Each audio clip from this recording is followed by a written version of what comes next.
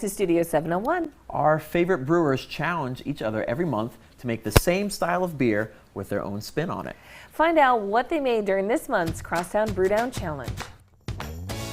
So we are here at Buffalo Commons Brewing Company with Ted, and I understand that the Crosstown Brewdown Challenge for the month of October was an ESB. Tell me what that stands for. ESB stands for Extra Special Bitter. And what can people expect with this brew? Well, it's a relatively old brew from Great Britain, and it's part of the family of pale ales.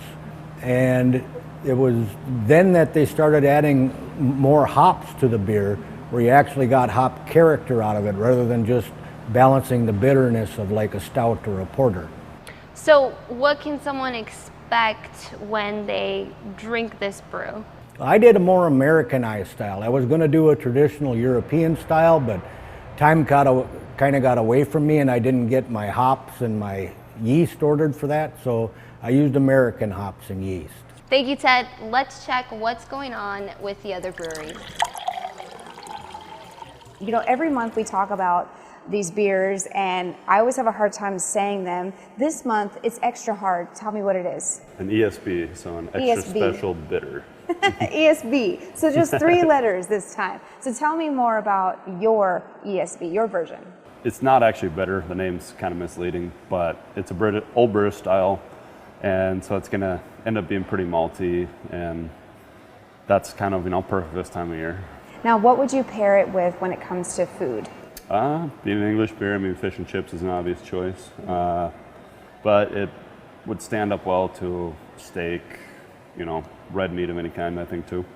Well, awesome. Well, thank you so much for telling us about your ESB. Thank you. And we will head to the next brew.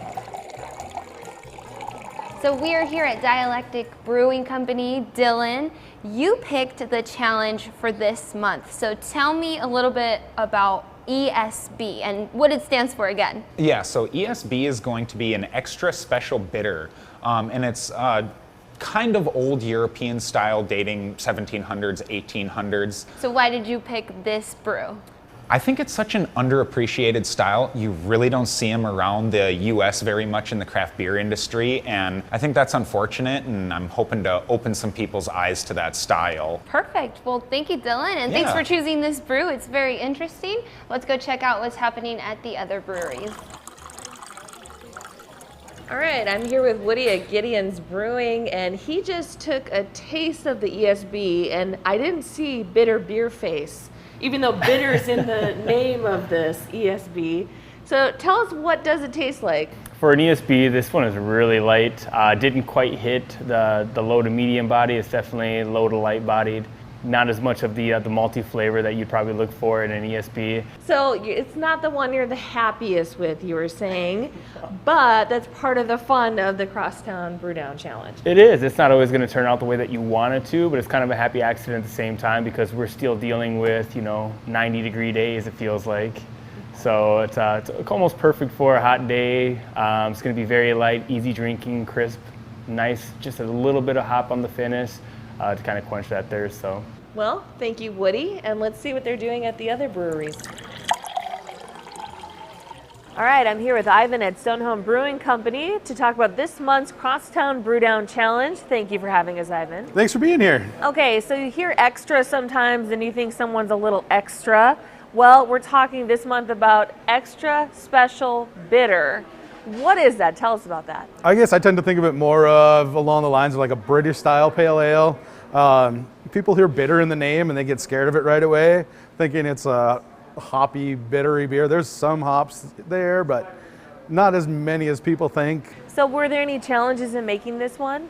No, actually, we had just brewed one to serve on tap that's in the fermenter, so we're just going to be doing a couple little tweaks on that to do some fun stuff and dry hop it with some other ingredients to have something special for the Crosstown Brewdown Day.